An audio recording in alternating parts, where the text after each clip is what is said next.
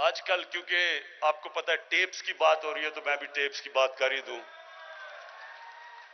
Tapes निकल रही हैं, जनाब जजेस के नाम आ रहे हैं। तो नौजवानों, एक चीज आपने समझ ली है, 25 साल पहले मैंने जब पॉलिटिक्स में आया था तो मैंने तब कहा था कि पाकिस्तान का सबसे बड़ा मसला करप्शन है। ये टेप्स जो हो रही हैं, ये जो सारा ड्रामा है, अब आप समझें कि ये मसला है क्या मुल्क का। जिस मुल्क के अंदर उनका सरबरा, प्राइम मिनिस्टर और वजीर चोरी शुरू कर दें, मुल्क के पैसे को चोरी करके बाहर ले जाना शुरू कर दें, और वो बाहर क्यों ले जाना चाहते हैं, क्यों ले जाना पड़ता है? क्योंकि अगर मुल्क में पैसे रखेंगे तो नजर आ जाएंगे लोगों को, इसलिए उनको बाहर भेजना पड़ता है। कौमें गरीब इसलिए होती हैं कि जब उनके अपने सरबरा, उनके प्राइम मिनिस्टर, वजीर, जब वो मुल्क का पैसा चोरी करते हैं, वो मुल्क कभी आगे नहीं बढ़ सकता। अब ये हुआ क्या है, जरा ये आपने समझना है केस क्या है। पैनामा 2016 में पैनामा केस आया। वो पैनामा केस में क्या चीजें निकली? दुनिया में जिन लोगों ने अपना पैसा छुपा के ऑफशोर अकाउंट्स में रखे हुए थे, उनके नाम आ गए। उनमें से एक नाम आ गया कि जनाब जो 4 लंदन के अंदर अरबों रुपए के महंगे तरीन इलाके में फ्लैट हैं, उनकी मालिका मरियम सफदर थी। इधर से शुरू हुई बात। उसके बाद अदालत में केस गया, उसके बाद जेआईटी बनी, उसके बाद फिर सुप्रीम कोर्ट में आया और फैसला किया गया कि नवाज शरीफ को सजा हो गई। अब बजाय ये कि आप सिर्फ ये बता दें अदालतों को या पाकिस्तानियों को कि पैसा आया किधर से ये लंदन 4 बड़े बड़े फ्लैट लेने के, बजाय ये बताएं पहले क्यों निकाला,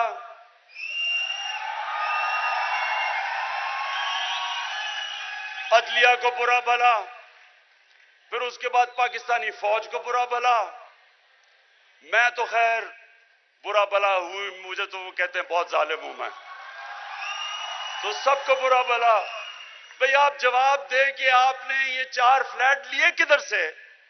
सारी चीजें कर रही हैं लेकिन जवाब नहीं दे रहे। मेरे ऊपर इन्होंने केस किया, सुप्रीम कोर्ट में लेके गए। मेरा भी लंदन में फ्लैट था। मैंने सुप्रीम कोर्ट में एक एक चीज की 40-40 साल पुराने कॉन्ट्रैक्ट्स के मैंने कागजात दिए, जबकि मैं तो पब्लिक ऑफिस होल्डर नहीं था, मैं तो एक खिलाड़ी था। उसके बावजूद जो अदालत ने मेरे से रसीदें मांगी मैंने उनको दी।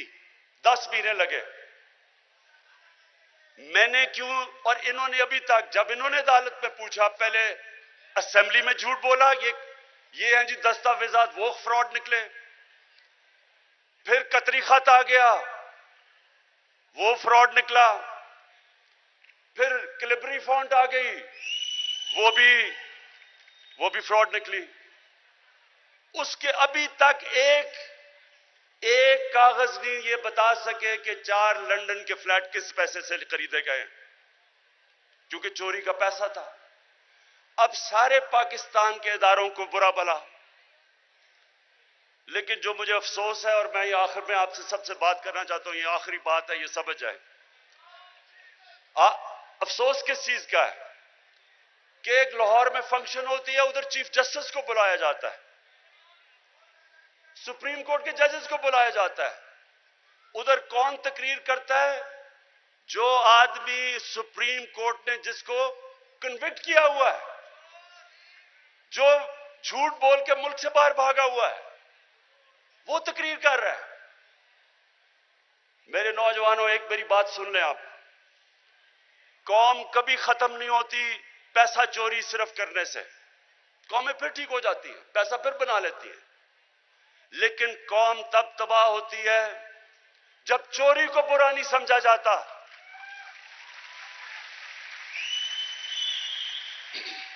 जब एक कौम की अखलाकियात खत्म होती है, कौम खत्म हो जाती है। मौलाना रूमी ने किसी ने पूछा कि कौम कैसे मरती है। मौलाना रूमी ने कहा, जब वो कौम, उन्होंने दो दरख्तों की मिसाल दी, एक खुशबूदार दरख्त और एक बदसूरत। कहता जब इनमें फर्क खत्म कर देती है, अच्छे बुरे की तमीज खत्म करती है, कौम मर जाती है। नबी सल्लल्लाहु अलैहि वसल्लम ने जो मदीना की रियासत बनाई थी, उसकी बुनियाद रखी थी, अच्छे को अच्छा कहो और बदी को खत्म करो। अच्छे को अमर बिन मारूफ, बड़ा कुरान की आयत कि हमारे ऊपर फर्ज कर दिया कि अच्छे को अच्छा कहो, बुरे को बुरा कहो। जब तक एक कौम की अखलाकियात कायम रहती है, वो कौम को कोई खत्म नहीं कर सकता। जापान, 2 एटम बम गिरे जापान के ऊपर, 10 सालों में जापान फिर खड़ा हो गया। एटम बम भी तबाह नहीं कर सका, क्योंकि उनकी अखलाकियात कायम थी। जो मदीना की रियासत की बुनियाद अखलाकियात पे हमारे नबी सल्लल्लाहु अलैहि वसल्लम ने रखी थी, उसके बाद खुशहाली आई थी। तो मेरे पाकिस्तानियों, ये मैं आप सबको आखिर में ये कहना चाहता हूं कि ये कौम वो कौम बनने जा रही है जो आप अभी तसव्वुर नहीं कर सकते। अल्लाह ने इस कौम को सब कुछ दिया है, टैलेंट दिया है। यही नौजवान बाहर जाते हैं, एक से एक बड़ा काम कर देते हैं। हमारा सिस्टम क्योंकि करप्ट किया हुआ था, इसकी वजह से थोड़ा टाइम लग रहा है सिस्टम को ठीक करने में। जब तक हम अपने अखलाकियत, हम अपने मॉरल स्टैंडर्ड्स ऊपर नहीं उठाएंगे, हम वो उधर नहीं पहुंच सकते जिधर हमें पहुंचना चाहिए। इसलिए मैंने रहमतुल्लिल आलमीन अथॉरिटी बनाई है। और इसका मकसद क्या है कि नबी सल्लल्लाहु अलैहि वसल्लम की जिंदगी से, उनकी सीरत से सीख के,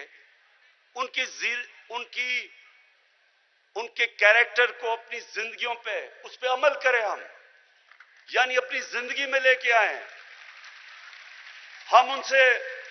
हम आशिक रसूल हैं सब, हम उनसे प्यार करते हैं, लेकिन जो उनकी सीरत है वो अपनी जिंदगी पे लागू नहीं करते। और सिर्फ ये हमारा मकसद है कि अपने स्कूल के बच्चों से शुरू करें।